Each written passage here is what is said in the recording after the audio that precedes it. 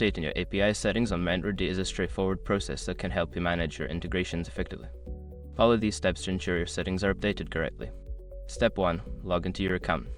Access your RentRedi account by visiting the RentRedi website and entering your login credentials. Make sure you have the necessary permissions to make changes to the API settings. Step 2. Navigate to Settings. Once logged in, locate the Settings menu.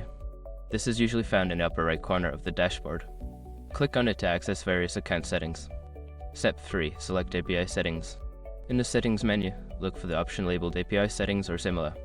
Click on this option to open the API configuration page where you can view and edit your current settings. Step 4. Update your API information. Don't continue before doing this. A lot of online accounts end up exposed in breaches without people even realizing it. Use SROC to constantly monitor your email and accounts and get alerted immediately if your information gets leaked online. It scans billions of breached records 24/7 in the background. And honestly, for a few dollars a month, it's something everybody should probably have. Link in the description.